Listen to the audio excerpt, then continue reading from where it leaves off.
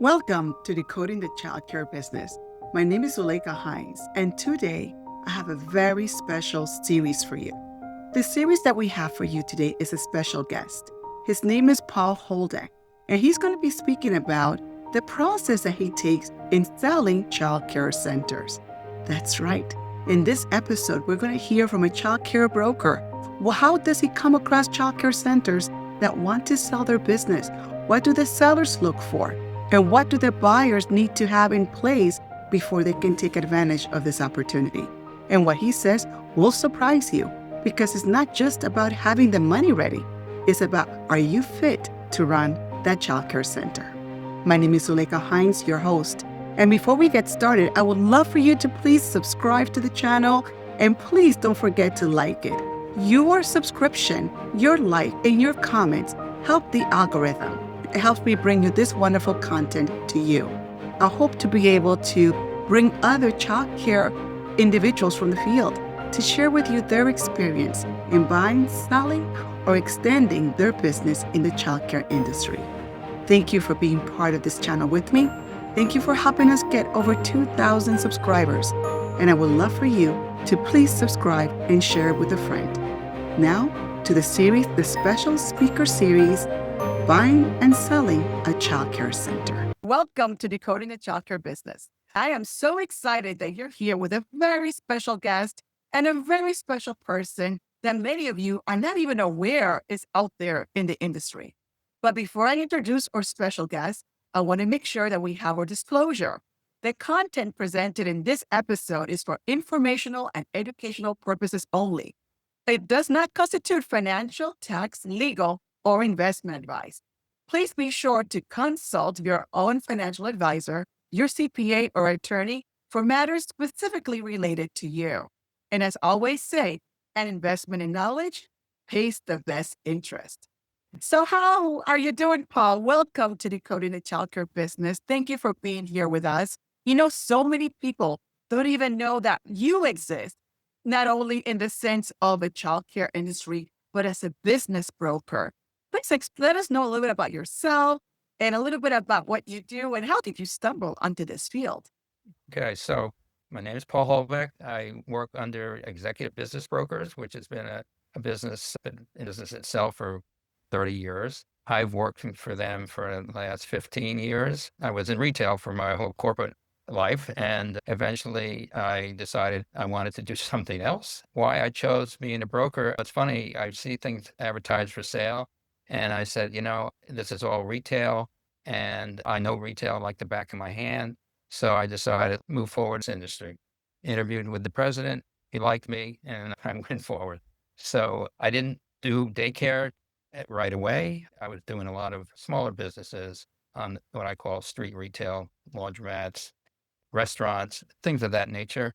I found that there was a lot of cash in those businesses, and it turned out it was very hard to prove in many cases what the owner was actually making. He wanted X price based on what he said what he was making, but because of the cash in the business, buyers were very reluctant to buy it. And you bring a really good point, and I want to delve deeper into that because you said a lot there in terms of selling businesses like a cash business, like a laundromat or a restaurant.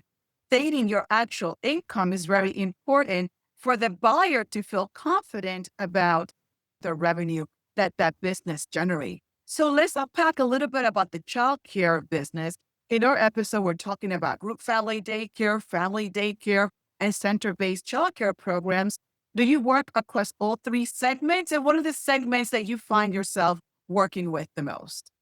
Well, the daycare segment that I work with is how I find my owners that want to sell. I have a mailing list that I've generated myself. So I know their name and address of the daycare business, but in terms of how they're operating, I don't know until they call me and they want to sell. I would say that basically what I've been selling, I'll call it traditional daycare. Some of them are getting funds from the state because they have moderate income families, but nothing other than that. Now, It's when you mean, sorry to interrupt, Bob, when you mean daycare centers, are they center banks are mostly centers that are inside a building, like a commercial space or a commercial lease? A group family daycare, we look at, they're mostly in a house or in an apartment. Are the sellers that you have in a commercial space that they're looking to sell, or are they in a home, like a group family daycare? They're all commercial, all Okay. commercial. Right. So they're all And commercial leases. right, exactly. And the home daycares, they only can, I think, have 6 or 7 children in there. 16, some of them. Oh, really that much? Okay. I've never gotten a call from any of those. Okay. So, they have to be on that list for me to find them to send them a letter. Excellent. So you're out there canvassing daycare centers in commercial spaces in order to line up business and to let them know that your service exists. So now that you make the contact with this center-based program, what is some of the information that you're looking for them to have? Let's say they come to you and say, Paul, I'm ready to sell. What are some of the ways that you help them in the process? Before we continue, I want to take a moment here and pause. I really need all of you who are listening to this wonderful episode to please subscribe to the channel below. We're getting a lot of views, we're getting a lot of likes, but I need your subscription to continue to bring me forward with this wonderful content. In addition, we're about to launch the Childcare Intelligence System, which is going to be a tool that many of you will be able to use to identify the location of the optimal place to build your childcare center, whether it's a home-based, a center-based, or a group-based program. By having this tool, you can even compare if the childcare center that you're looking to buy is in the right place for you. And those who subscribe to the channel will be the first to know. So please, I ask you something very simple. Subscribe, like, so I can continue to bring this wonderful content. Now back to Paul and what he's shared about the things that he learned from selling and buying childcare center to prospective individuals just like you.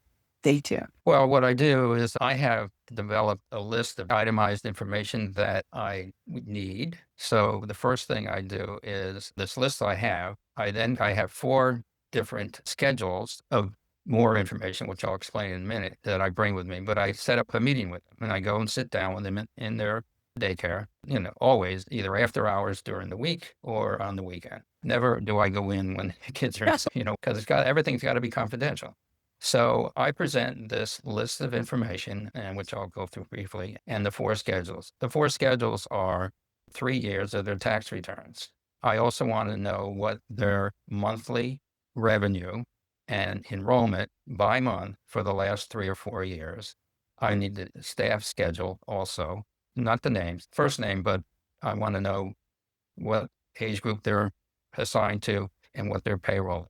And then the last thing is the teacher staff. So these are all the detailed information that I know buyers will want to see before they make a decision. Having said that, I do not give that information to the buyer right away. Once I put it up on the internet, when the world sees it, I get a lot of calls, but not everyone's going to buy it, right? There's only one buyer. So what I try to do is to narrow down. I call every buyer that has emailed me and I talk through with them what they're looking for. And a lot of them, this particular daycare isn't a fit. And I tell them that. And so I don't end up sending them any information. The ones that are a fit, I make sure I said, okay, you got to sign a non-disclosure. Obviously, this has to stay, silent for everyone. And then once they sign a non-disclosure, I have developed a 1-page overview, which gives them name and address, the last year's profit and loss, and the number of teachers, and a little write-up of how they're doing their business. That's wonderful. So let me ask you a question. There's a lot of there to unpack. 3 years worth of financials. We want to know a month revenue. We want to know an overall staffing cost that is going along with that. We also want to understand exactly how does that play into a potential buyer, because we don't just want to disclose this information to potential buyers. We want to make sure it's a good fit. So when you're looking at the seller's information, what are some of the great things in terms of their structure that is attractive to a buyer? Is that the lease? I know the return on investment is always an important factor, but what kind of lease are you looking for? In one of our episodes, the Coding Childcare Business, we talked about the importance of having long leases. Do you find that that is a good selling point for potential buyers? Well, for sure. Let's just say there's 2 years left on the current lease. Well, if the owner is not going to extend that lease, they're not going to buy it. So those are the questions that I ask up front. So for instance, there was a most recent daycare center that we didn't list it for personal reasons on their part, but they told me right up front, and I always ask the question, how many years left on the lease? And is your landlord prepared to extend the lease for anyone who wants to buy your business? I always get an answer to that before I list the business, so that if they say no, then I say, look, you're not going to be able to sell it. You need to, work with it. 9 times out of 10 anyway, the landlord will extend the lease. If not, they're not going to get any money for the property. It works out, like I said, 99% of the time. Very rare. I've only had one case where the landlord, for whatever their reasons were, they were not going to extend the lease. And sure enough, we had the owners were obviously very mad. They said, look, I have to back out. And they understood, and I'm not even sure what the end of that tale is. So I see that the challenges here to be able to sell is definitely the lease, how much time we have on the lease, and the landlord's willingness to work with the buyer and the seller to extend the lease. Now, when you're thinking about the buyer looking to sell, what are some of the reasons that you've come across for the reason to sell? I would say almost 100% because they've been doing it for so long and it's time. Yeah. Retirement. Retirement. Yeah. And not that they're, ready to go into the home or anything like that, but, they've done it for 20, 25 years. And so while they still love it, it's time. They want to have time for themselves, and maybe, I don't know if they're going to do something else. None of them have ever offered them to definitely going into something else, but it's just a matter of time, And family transition. time and all that kind of stuff. So we're hearing a lot of the big generational wealth taking place in the next few years about families and individuals retiring and moving into a different space in their lives. Are you finding that there's an increase of childcare owners seeking now to move on just because they've had a lot of time in the industry versus prior years? Are you noticing an uptick on that? No, I don't think it's been pretty steady. I mean, every year I get somebody from my mailings, I get people that call me. It's not like one year it was massively more than the other. It's because they've been doing it for a long time and they started at all different times. And so it's a steady pace. Now, question back on the P&L of the seller. I know that some of them have to take out SBA loans because to initially build out the school or to start a childcare program. Do you find that many of them who are selling are still carrying the burden of a business loan, or most of them, because they've been there for 20, 25 years, already cover that expense? The latter, most of them have already covered it. Very few. By and large, the majority, the loans are taken care of already. And that's really good to know because now you're looking to purchase a business that is known in the community, has been there for a while, it already has a roster of children and families that know them. So let's now flip it over to the buyer side. Let's talk about the potential buyer. And what is your ideal buyer? If you could describe an ideal buyer for a childcare program, what does that look like to you? Well, there's several. Certainly, if they're already in the business and they're expanding, obviously they know and they pretty much know all the nuts and bolts of the business. There are a lot of people that are getting into it the first time. Find there are parents that are doing this for their daughter. They want to get into it. They might have studied education, so they want to get them established in the business. But by and large, there are just people out there that it might be a person who was a teacher. They want to go on their own. So they already have the background, which is really key for a seller because they really prefer people that have the background in the business. Have I sold a daycare center to somebody who had no background? Yeah, I have. Having said that, they typically, while they're involved, there's always the daycare that has a director, and they are not there every day because they have another job, but they find ways to be there often enough and oversee everything. So it's a nice, clean business. And there are a lot of people that want to work with children. So there's never a loss for people that want to buy it. And then, by the way, there are companies right now that buy up daycare centers and they change their names, that have thousands of daycare centers in their corporation. Now, that brings another point in terms of the buyer. You're looking for a buyer mostly that has experience. Usually you see carers buying it for their children who have an educational degree. Teacher looking to make a transition into the daycare business. A person that you would say should not be in this industry buying a daycare. If you could say, this is not for you, maybe you should look at something else, what would that look like? Well, I don't get many of them, but there are people that call me, and they're in very different fields. I know an owner, knowing their background, given a choice, because typically there is more than one buyer that's interested in a daycare center that I'm selling, and usually there are multiple offers. I know that even if they have the money and they can make a high offer, the owners of the business, they're thinking of their teachers and their kids. The money, yeah, they want the money, but they're not going to sell out to the point and put it in someone's hands that they don't think they can be the right person. When the owner is selling, they're not only selling a business, they're making sure that the continuity of that program is there.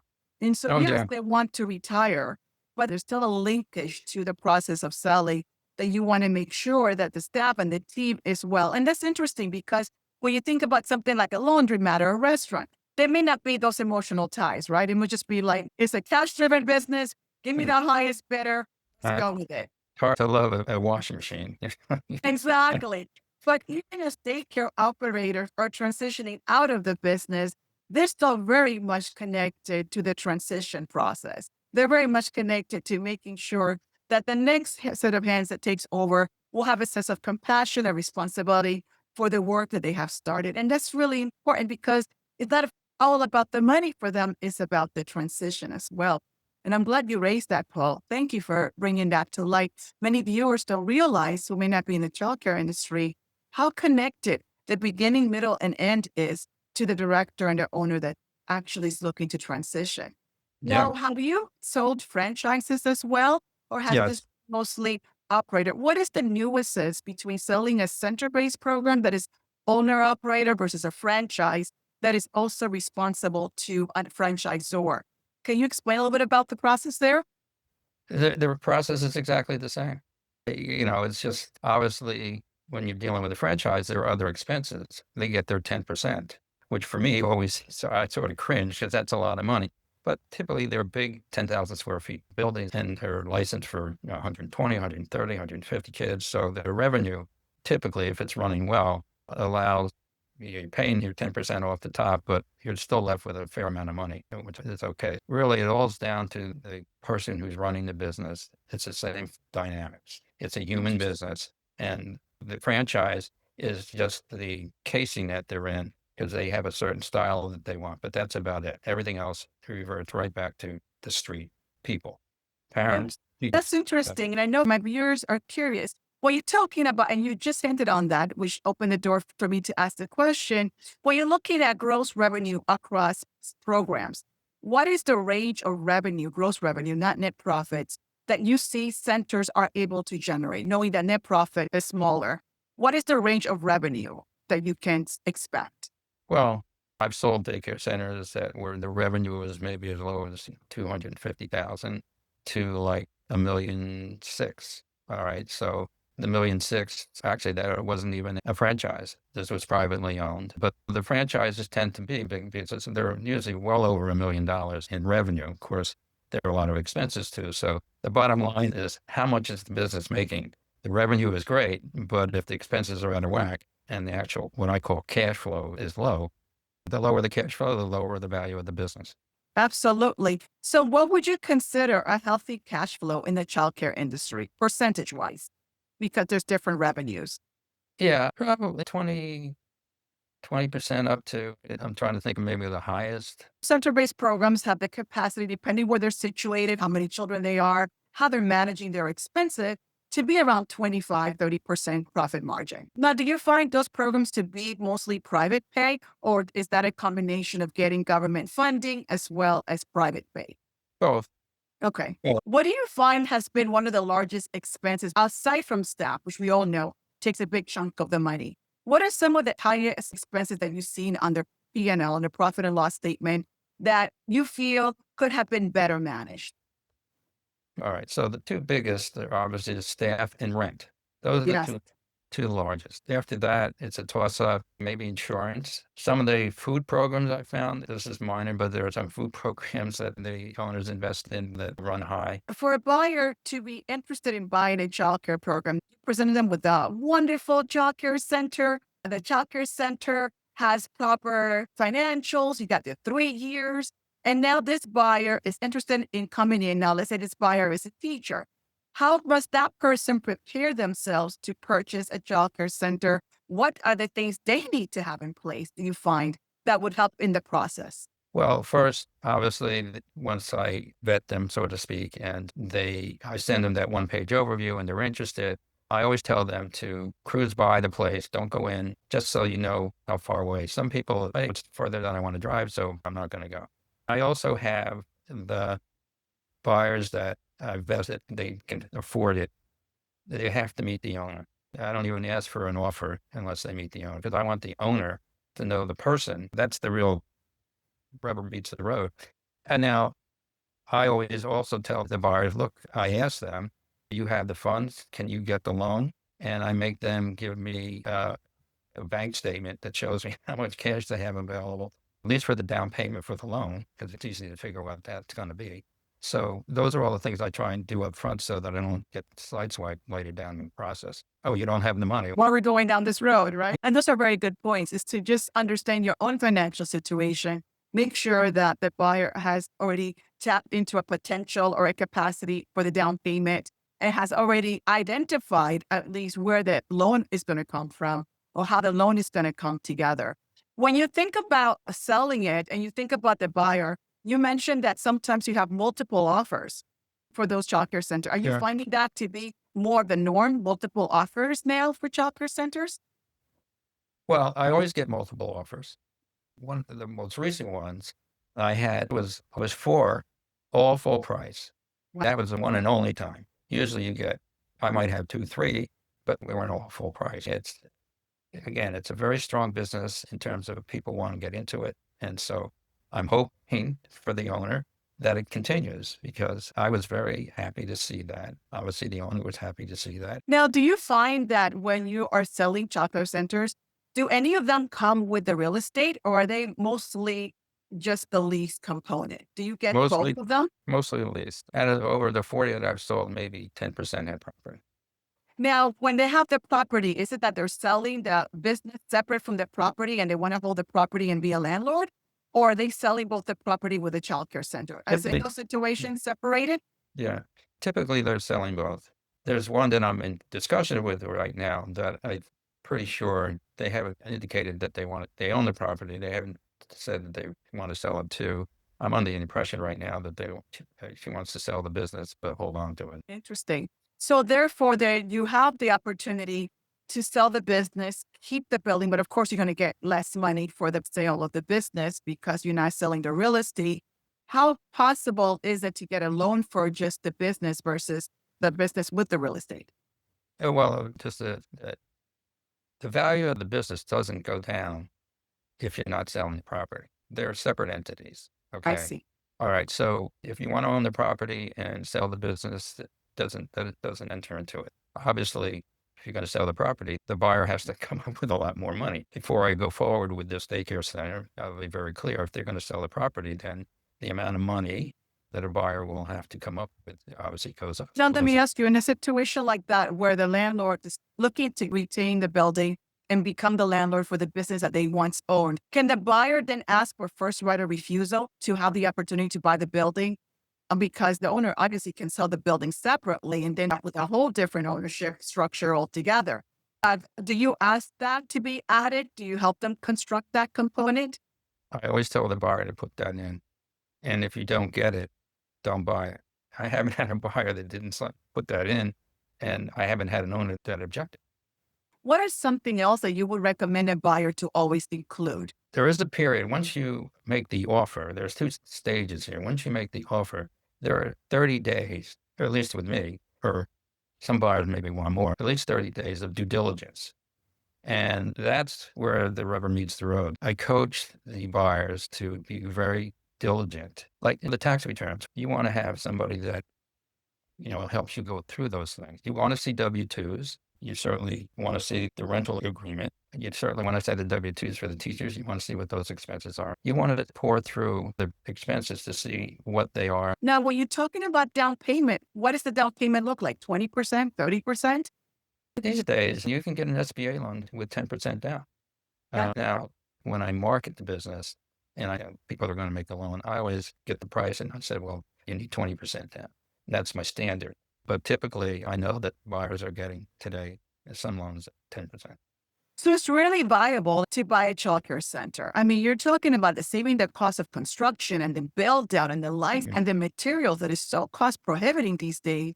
And Right. going through an SBA loan that will help you with 90% of the cost of purchasing a childcare center. That is significant. And in addition to that, you've got something that already is built into the community, is already known. So it's a win-win. I don't see why more people are not just investing in childcare centers rather than going through the whole journey of building one. I have to agree with you. One of the things that I discussed with the viewers was that it's important that every center has their own structure, their own LLC, their own bank account. So it'll be easy to go through the numbers and identify it for its own productivity. I would say you need to see each separate LLC. I'd be very reluctant to say, look, you can buy it no matter what without seeing the individual numbers. Why would you do that? Let's just say on average, they're all the same, but they're not all the same. And so how do you know for sure? And I always think if I go back to tax returns, if you don't get the tax returns, there's risk. Have you ever been at the table where we're about to sign and the Deal didn't go through. No, no, Excellent. So no. everybody was in one accord. I think what you said, putting those things in place, the forms that you send them to provide to you, the information you request from both the seller and the buyer, the fact that you have them meet before you take it any further to make sure that there's synergy and there's alignment between the buyer and the seller. In the event that you had 4 different sellers all giving the asking price, did it all meet with the seller? Absolutely. All Okay. 4 of them. Yeah, I wouldn't do it without it. And what made that seller's decision to go with the one person versus the other 3? I would say one, they really had no experience. One, they had a lot of experience. They had multiple daycare centers, but it was a personality clash. Yeah, that happens. The other 2, it just came down, were both in the business, but again, it came down to what liking one, personality of one, and how they felt, they would run the business versus the other. Simple So as that. so you got 4 people, 1 no Mhm. experience, 1 having multiple centers and having just a personality misalignment, and 2 really came about the person. They both had the asking price, they both came ready to buy, they both ready to move it forward, but it came down to personality and alignment with the buyer and just how important the relationship component to that transaction was in order for that to move forward. And would you say that is very much the case in many of your sales? For sure. Well, you got to think about it. When they have teachers that they worry about, and then their kids, it's a very emotional, personal business. So it's important. So, as a person looking at a buyer or a seller who is listening to this for the first time, discovering this as an option to enter the childcare industry, what final words of advice would you like to give them? Well, certainly you should be aware that if you're in the business already, you have an advantage. Doesn't mean that it's a given, but you already have knowledge of the complexities and the emotional issues and all that kind of stuff in the business. So that gives you a sort of an edge. But the bottom line is for your safety, you need to be very diligent in doing the proper discovery. Not that I'm not saying that all the owners are devious or anything like that, but stuff happens. And I would tell buyers up front myself if there's any catch in the business, because I always ask that. I ask the owners to make sure you can detail that. So if the agent isn't doing that for you, you've got to ask those questions. Just do proper diligence during that period of time because you have that time to make sure that everything is to your satisfaction before you spend all this money. Excellent. Well, if they wanted to reach out to you and talk to you about their center, I know that you're in New Jersey, but if they wanted to just have a consultation with you, how can they connect with you? I have an email address and I have a phone number. Either one will work. You heard it from him right here, executivebusinessbrokers.com. And I'll be providing his email and his contact information below. Paul, I want to thank you so much. This was so invaluable to help us unpack how to buy and sell a childcare business, the opportunities that exist, and how individuals who already are thinking about this can move forward in this and feel a sense of awareness that you have shared here to help them in their journey. So thank you, Paul, for being here with us. And thank you so much, viewers. Thank you for being part of the Coding and Childcare business. My name is Zuleika Hans, and I cannot wait to meet you.